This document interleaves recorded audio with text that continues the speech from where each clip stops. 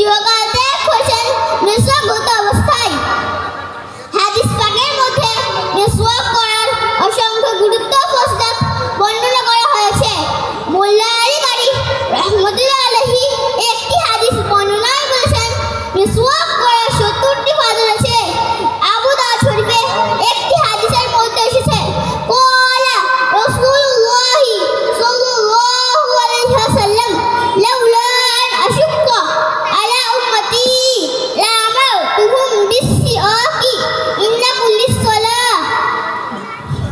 হযরত আবু হুরায়রা রাদিয়াল্লাহু আনহু হতে বর্ণিত, তিনি বলেন আল্লাহর রাসূল সাল্লাল্লাহু আলাইহি ওয়াসাল্লাম বলেছেন, আমার উম্মতের জন্য যদি কঠিন মনে না করতাম তাহলে প্রত্যেক নামাজের সময় তাদেরকে মিসওয়াক করার হুকুম দিতাম। এই হাদিস থেকে গুরুত্ব পরিণত স্পষ্টভাবে বোঝা যায়। এছাড়া হাদিস বিশেষজ্ঞগণ মিসওয়াক অর্থাৎ যে সমস্ত ফজিলতের কথা উল্লেখ করেছেন তার মধ্যে উল্লেখযোগ্য কিছু ফজিলত আমি আপনাদের সামনে বর্ণনা করছি। ১. মিসওয়াক করে নামাজ পড়া। মিসওয়াক ছেড়ে নামাজ পড়া থেকে 70 গুণ উত্তম। ২.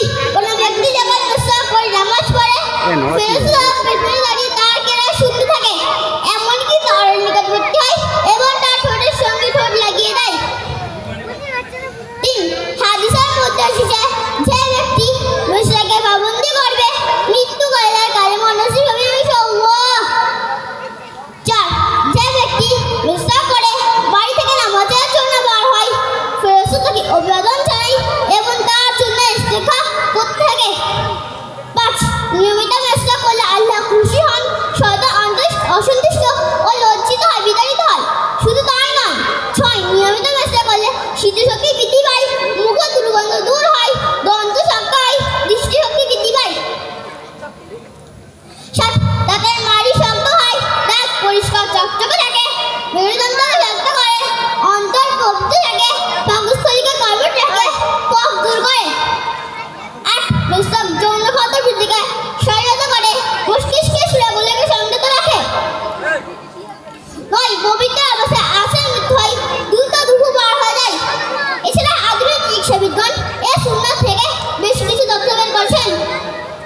তারা বলেন অনেক সময় দাঁত পরিষ্কার না করার কারণে অনেক রকম ভয়ঙ্কর রোগ দেখা দিতে পারে। যেমন জিঞ্জিভাইটিস রোগ হলে দাঁতের মাড়ি থেকে রক্ত পড়তে থাকে এবং পচন ধরে ও মুখে দুর্গন্ধ সৃষ্টি হয়।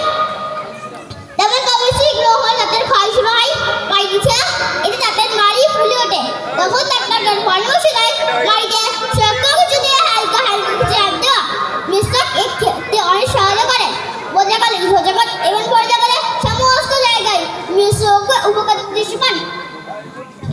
এমন খুবই প্রশংসনীয় একটি আমল যার দ্বারা আমরা লৌকিক এবং পারলৌকিক জীবনে মঙ্গল অর্জন করতে পারি।